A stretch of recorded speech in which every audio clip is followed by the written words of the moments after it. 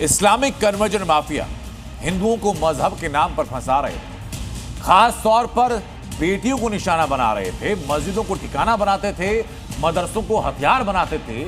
लेकिन अब ये पूरा घटनाक्रम खत्म हो रहा है, ये पूरा मोडस ऑपरेंडी खत्म हो रहा है, क्योंकि मोर्चे पर खुद उत्तर प्रदेश के मुख्यमंत्री उतर चुके हैं। उत्तर प्रदेश के अंदर अब हर शहर, हर गांव, हर गली में ऐसे ही मजहबी माफियाओं की तलाश भी हो रही है और उनके ऊपर एक्शन भी हो रहा है। हिंदू बहन बेटियों के इज्जत के साथ खिलवाड़ करता था। एक जल्लाद को हम लोगों ने वहां पे भी गिरफ्तार किया है। मजहब की आड़ में हिंदू बेटियों को शिकार बनाया गया। इस्लाम की आड़ में देश को तोड़ने की साजिश रची गई। छांगुर से रहमान तक योगी राज में एक एक धर्मांतरण माफिया का हिसाब हो रहा है। यह उस मजहबी जहर पर सर्जिकल स्ट्राइक है जिसे फैलाकर भारत की आत्मा को खोखला किया जा रहा था। बलरामपुर से लेकर आगरा तक भारत के खिलाफ मजहबी जंग की तैयारी थी, लेकिन योगी आदित्यनाथ एक एक करके इनकी रीढ़ तोड़ रहे हैं। और अब सीएम योगी से ऐसे एक्शन की मांग, जिसके बाद अगर कोई मजहब के नाम पर जहर फैलाने की सोचे भी तो उसकी रूह कांप जाए। ऐसा एक्शन जो इतिहास बन जाए, जो नजीर बन जाए। ये छींगूर मौलाना, मुझे लगता है कड़ी से कड़ी कार्रवाई होनी चाहिए, क्योंकि ये समाज में सबसे बड़ा अपराध है कि आप धर्मांतरण करा रहे हैं। जलालुद्दीन उर्फ छांगुर एक ऐसा नाम जिसकी पहुंच नेपाल बॉर्डर से लेकर उत्तर प्रदेश के गांव देहात तक थी। इसके लिए मदरसे हथियार थे और मस्जिदें साजिशों के अड्डे। और आगरा का अब्दुल रहमान, जो भारत में मजहबी जहर घोलने की साजिश रच रहा था। मकसद था 2050 तक भारत को इस्लामिक राष्ट्र बनाना।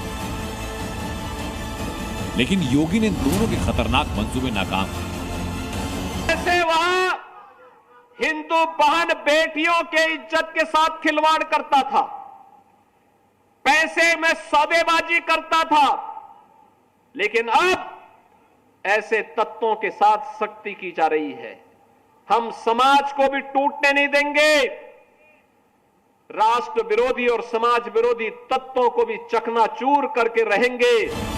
हिंदू बेटियों को टारगेट करना, बहला फुसलाकर ब्रेन वॉश करना, जबरन मजहब बदलवाना, यही छांगुर और रहमान मिशन था। और अब तो योगी छांगुर रहमान के अलावा जितने भी धर्मांतरण के माफिया हैं, उन सब की तलाश कर रहे हैं। आप लव जिहाद फैला रहे हैं, लैंड जिहाद कर रहे हैं, और तो और देश के बॉर्डर पर भी लोगों का आवागमन हो सके वहां पर ऐसी ऐसी कार्रवाई कर रहे हैं। ये देशद्रोह का भी मामला है। छांगुर रहमान जैसे लोग भारत को मजहबी प्रयोगशाला बनाना चाहते हैं, लेकिन अब योगी आदित्यनाथ का बुलडोजर इनकी कब्र खोद रहा है। ब्यूरो रिपोर्ट, जी मीडिया। आगरा धर्मांतरण केस में अब तक का सबसे बड़ा अपडेट सामने आया। जांच एजेंसीज ने एक ऐसी साजिश से पर्दा उठाया जो सिर्फ धर्म परिवर्तन तक सीमित नहीं। इसके पीछे पाकिस्तान की खुफिया एजेंसी की एक बड़ी साजिश काम कर रही थी। भारत में लेडी स्लीपर सेल एक पूरी की पूरी ब्रिगेड खड़ी की जा रही थी। और इसके अलावा कश्मीर में एक मास्टरमाइंड जिसका नाम है हारिस, उसकी पहचान हुई। हारिस की तलाश तेज कर दी गई है और हारिस के पूरे नेटवर्क के हर एक लिंक को खंगाला जा रहा है।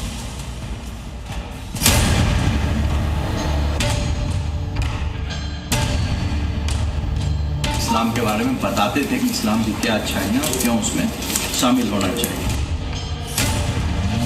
कन्वर्जन के लिए पाक में यूपी में आईएसआई की lady brigade, lady sleeper cell तैयार करने की नापाक प्लानिंग फेल। आगरा धर्मांतरण मामले में बहुत बड़ा खुलासा हुआ है। धर्मांतरण की आड़ में पाकिस्तान के खुफिया एजेंसी आईएसआई की बहुत बड़ी साजिश बेनकाब हुई है। खुलासा हुआ है कि धर्मांतरण की आड़ में भारत में पाकिस्तान आईएसआई की लेडी ब्रिगेड तैयार कर रहा था। पूरे भारत में Pakistan ISI lady sleeper cell तैयार करने की प्लानिंग रच रहा था।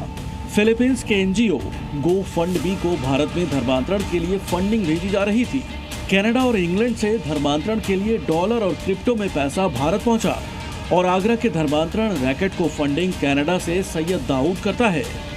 क्रिप्टो करेंसी, डॉलर से पैसे का आना जाना, ये हमारा एक कनाडा से भी ये पता जानकारी आई। एक रूट वो था, वो भी रूट आयशा के थ्रू रूट होता था। इसके अलावा अन्य जो रूट थे, यूएस से एक रूट था, और इन सब चीज़ों की हम लोग तहकीकात में हम लोग जांच कर रहे हैं। पाकिस्तान के यूट्यूबर तनवीर अहमद और साहिल अदीब की इसमें अहम भूमिका सामने आई है। ये दोनों पाकिस्तान की खुफिया एजेंसी ISI के लिए काम करते हैं। यूपी पुलिस ने इस गैंग की चंगुल से कई लड़कियों को छुड़वाया है। पाकिस्तान के जो इन्फ्लुएंसर हैं तनवीर अहमद और साहिल अदीब, इनका नाम है, जिससे कि इन लड़कियों का जो है वो इनका एक ग्रुप रहता था जिससे कि ये जुड़ती थी और वो इनको इस्लाम के बारे में प्रीच करते थे, इस्लाम के बारे में बताते थे कि इस्लाम की क्या अच्छाइयाँ और क्यों उसमें शामिल होना चाहिए। खुलासा हुआ है कि धर्मांतरण का एक व्हाट्सएप सिंडिकेट दिल्ली में ऑपरेट हो रहा था, जहां लड़कियों को न सिर्फ इस्लाम कबूल करवाया जा रहा था बल्कि जिहाद के लिए उन्हें उकसाया भी जा रहा था। ब्रेन वॉश की वजह से इस्लाम में आई, मैं धर्म परिवर्तन करा दिया और मेरा नाम भी चेंज कर दिया। और फिर पुलिस की मदद से मेरे पापा जब मुझे यहाँ लेकर आए तो मैं इस ट्रैप से निकल पाई। और ये लोग पैसे का भी लालच देते हैं और डराते धमकाते हैं और पैसे का लालच देकर ये सब काम कराते हैं। इसमें आयशा, जुनीद और अब्दुलरहमान और उन सबके गैंग के लोग शामिल हैं। इस पूरे मामले में आतंकी साजिश के संकेत मिलने के बाद यूपी ATS के साथ साथ केंद्रीय जांच एजेंसियां भी सक्रिय हो गई हैं। ब्यूरो रिपोर्ट, जी मीडिया। और ये पूरा प्लान ISI स्पॉन्सर्ड प्लान था हिंदुस्तान के अंदर पूरी की पूरी एक लेडी ब्रिगेड तैयार करना जो स्लीपर सेल के तौर पर काम करे, और इन पूरी ब्रिगेड की कमान पाकिस्तान के हैंडलर्स के हाथों में थी। अभी तक जो इन्वेस्टिगेशन सामने आई उस इन्वेस्टिगेशन के मुताबिक इस पूरे खेल में पाकिस्तान के 2 सोशल मीडिया इन्फ्लुएंसर थे जो कि एक अहम किरदार के तौर पर थे, जो पूरी प्लानिंग का इसका हिस्सा थे। नाम है तनवीर अहमद और साहिल अदीब। ये दोनों पाकिस्तान के हैं, सोशल मीडिया इन्फ्लुएंसर हैं और ये दोनों एक व्हाट्सएप ग्रुप के एडमिन हैं जिसमें 100 से ज्यादा हिंदू लड़कियों को जोड़ा गया और 100 से ज्यादा हिंदू लड़कियों का धर्म बदलवाया गया, उनका धर्मांतरण करवाया गया। कश्मीरी लड़कियों पर खास तौर पर टारगेट किया जाता था। कश्मीरी लड़कियों को टारगेट करके उनका ब्रेन वॉश किया जाता था। हिंदू लड़कियों को जबरदस्ती फंसाया जाता था, जानबूझकर उनको टारगेट किया जाता था। पाकिस्तान के इसी ग्रुप से जुड़ते थे और इनको कहा जाता था रिवर्टी, यानी जो लौट के वापस आए। इनके साथ जूम कॉल्स की जाती थी। जूम कॉल के जरिए इनको इस्लाम की शिक्षा दी जाती थी, ब्रेन वॉश करने की कोशिश की जाती थी और फिर इनका धर्म बदलवाया जाता था। ये पूरा मोडस ऑपरेंडी था जो कि पाकिस्तान के इन्फ्लुएंसर चला रहे थे। बात उस खबर की मैं करने जा रहा हूं जो लगातार एक हादसे के रूप में सामने आ रही। मंदिर में हो रहे एक के बाद एक हादसों की वजह, जिसमें 24 घंटों के अंदर 10 लोगों की मौत का समाचार सामने आ चुका है। और इन तीनों खबरों के बाद सवाल ये उठ रहा है कि आखिर इन मौतों का जिम्मेदार कौन? मैं कुछ तस्वीरें आपको दिखा रहा हूं, उत्तराखंड से लेकर के उत्तर प्रदेश तक मंदिरों में भगदड़ की ऐसी ही तस्वीरें सामने आ रही है। सारी तस्वीरें सिर्फ पिछले 24 घंटे की हैं। मनसा देवी मंदिर में यही तस्वीर सामने, भगदड़ वहां पर हुई। 24 घंटे में 10 लोगों की मौत हो चुकी है, कई लोग गंभीर रूप से जख्मी हो चुके हैं। 2 हादसे तो बिजली का करंट लगने की वजह से हुए। प्रशासन और मंदिर समिति, ये दोनों एजेंसीज इस वक्त, दोनों इकाई इस वक्त सवालों के घेरे में हैं। हरिद्वार में मनसा देवी मंदिर में बिजली का तार टूटने से भगदड़ हुई, 8 लोगों की मौत हुई। उसके ठीक बाद बाराबंकी के अवसानेश्वर मंदिर में बिजली का तार टूटने की वजह से करंट दौड़ा, 2 लोगों की मौत। लखीमपुर खीरी में गोला गोकर्णनाथ मंदिर में भक्तों का सैलाब उमड़ा, भगदड़ हुई, हालात बहुत ज्यादा बिगड़ गए। मैं रिपोर्ट दिखाता हूं आपको इस सवाल के साथ कि इन मौतों का जिम्मेदार कौन? पिछले 24 घंटे में मंदिरों में हो रहे हादसों से भक्तों की मौत के बाद सवाल उठ रहे हैं कि इन मौतों का जिम्मेदार कौन है। एक दिन पहले हरिद्वार के मनसा देवी मंदिर में बिजली का तार टूटने से फैले करंट की चपेट में आने से 8 लोगों की मौत हो गई, जबकि 30 से ज्यादा लोग घायल हो गए, जिस पर सीएम धामी ने दुख जताते हुए मुआवजे के साथ जांच के निर्देश दिए। लेकिन सवाल उठता है कि आखिर हादसों के बाद ही सरकार की तरफ से निर्देश क्यों जारी किए जाते हैं? श्रद्धालुओं की सुविधाओं और उनकी भीड़ को देखते हुए पहले से ही जरूरी इंतजाम क्यों नहीं किए जाते? आखिर मंदिरों में लगे बिजली के तार मौत का करंट क्यों फैला रहे हैं? सावन में बढ़ती भीड़ को देखते हुए जरूरी इंतजाम पहले से क्यों नहीं किए गए? और सबसे बड़ा सवाल कि इन भक्तों की मौत का जिम्मेदार आखिर कौन है? ये सवाल इसलिए भी उठ रहे हैं कि किसी हादसे से सबक लेकर व्यवस्थाओं को दुरुस्त न किया जाना भी बड़ी लापरवाही है। और यही वजह रही मनसा देवी के बाद करंट से मौत की दूसरी खबर यूपी के बाराबंकी से सामने आई, जहां रात करीब 2 बजे अफसानेश्वर महादेव मंदिर में भक्तों की कतार के ऊपर लगा बिजली का तार टूट गया और उससे फैली करंट में 2 लोगों की मौत हो गई और 29 से ज्यादा लोग घायल हो गए। ठीक थी, पुलिस ठीक थी, पुलिस पूरे शाम में यहाँ ठीक रहती है, कोई दिक्कत नहीं होती। वो बंदर के उछलने को जो तार गिरा करंट आ गया, इसलिए जो मंदिर समिति के सदस्यों की थोड़ी इसमें लापरवाही की वजह से घटना हुई है। जी मीडिया की टीम ने जब वहां बिजली के व्यवस्थाओं को देखा तो लोगों की बात सच सामने आई। टिन शेड के ऊपर से वो बिजली का तार गया था, जिस पर बंदर के लटकने से तार टूटने पर हादसा हुआ। लेकिन हैरानी इस बात की है कि तार को वहां से हटाने की जगह उसी जगह से जोड़ दिया गया जिसके नीचे नंगे पैर भक्तों की कतार लगती है और वहीं पर हादसा भी हुआ। ऐसे में सवाल उठता है कि क्या बंदर उस तार पर फिर नहीं लटकेगा? क्या बंदर के लटकने से अब तार नहीं टूटेगा? क्या तार टूटा तो इस पार करंट से किसी की मौत नहीं होगी? भक्तों के सिर पर लटक रही मौत की करंट वाले तार को वहां से क्यों नहीं हटाया गया? क्या फिर से वहां किसी बड़े हादसे को दावत देने की तैयारी है? इसके ऊपर जो तार है, हमारे कैमरा पर्सन जूम करके दिखाएंगे कि जो तार बीच में जुड़ा हुआ है यही तार टूटता है और उसकी वजह रहती है एक बंदर। ऊपर जो आप पेड़ देख पा रहे हैं, इस पेड़ से एक बंदर इस मंदिर की छत पर आता है, उसके बाद इस तार के ऊपर कूदता है, जिसके बाद से ये तार बीच से टूट जाता है। टूटने के बाद इस टीन शेड, जो कि पूरा ये जो स्ट्रक्चर है लोहे का है, यहाँ पर वो तार गिरता है, जिसके बाद से करंट यहाँ पर उतर जाता है। भक्तों की मौत पर सवाल कई हैं, लेकिन प्रशासन का दावा है कि जो हुआ उसकी जांच होगी और अब सब ठीक है। बंदर के एक तार पर लटकने के कारण वो तार जो था ऊपर जो टीन शेड था उस पर टच करा, जिससे कि जो मंदिर का ऊपर का एरिया था, बारिश भी हो रही थी, उस वजह से उसमें करंट आ गया, जिसमें 2 लोगों की दुखद मृत्यु हुई है और बाकी लोग कुछ लोग उसमें इंजर्ड हुए थे। सिर्फ बाराबंकी ही नहीं, अब यूपी के लखीमपुर खीरी के गोला गोकर्णनाथ मंदिर की तस्वीर देखी, जहां सावन के तीसरे सोमवार के मौके पर लाखों की तादाद में शिव भक्त पहुंच गए। प्रशासन ने इसके लिए भी पहले से इंतजाम नहीं किए थे कि भीड़ को कंट्रोल में रखा जा सके और यही वजह रही कि रात 1:30 बजे जब वहां मंदिर के कपाट खुले तो दर्शन के लिए भक्तों के सैलाब से वहां भगदड़ जैसे हालात बन गए और हर तरफ अफरा तफरी फैली नजर आई। बाराबंकी से मयूर शुक्ला के साथ ब्यूरो रिपोर्ट, जी मीडिया। और अब खबर उत्तर प्रदेश के संभल से।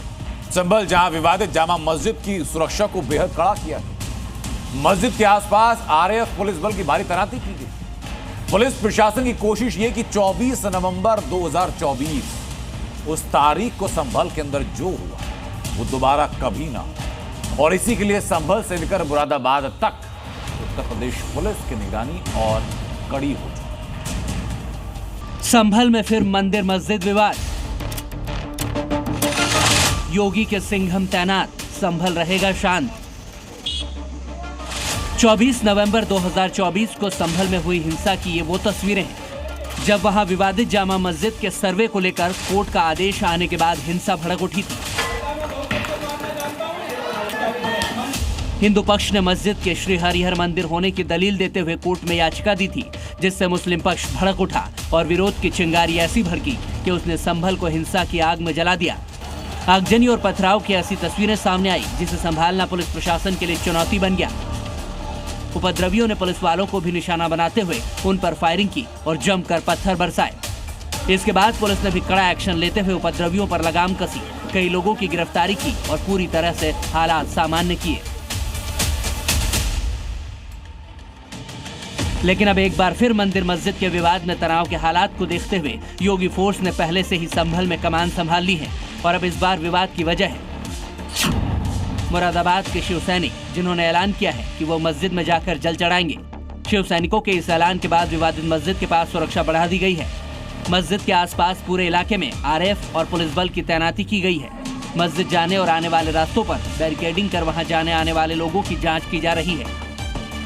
विवादित जामा मस्जिद में सावन के सोमवार के मौके पर जलाभिषेक का ऐलान किया था, जिसके बाद शिव सैनिकों को मुरादाबाद में ही रोक दिया गया है और मस्जिद की चौकसी बढ़ा दी गई है। शिव सैनिकों का जत्था संभल तक ना पहुंचे, इसके लिए भी इंतजाम किए गए हैं। जानकारी के मुताबिक पुलिस ने शिव सैनिकों को पहले ही मुरादाबाद में रोक दिया है, जिससे हालात पर पूरी तरह से काबू रहे। वहीं इस मुद्दे पर हिंदू और मुस्लिम पक्ष की अपनी अपनी दलीलें सामने आई हैं। पुराने इतिहास में हमारे हरिहर मंदिर ही था वो, और है हमेशा रहेगा वो। जो ऐलान क्या है उसको आप सही मानते हैं? बिल्कुल सही कहा है, करना चाहिए, ये करना चाहिए इसको।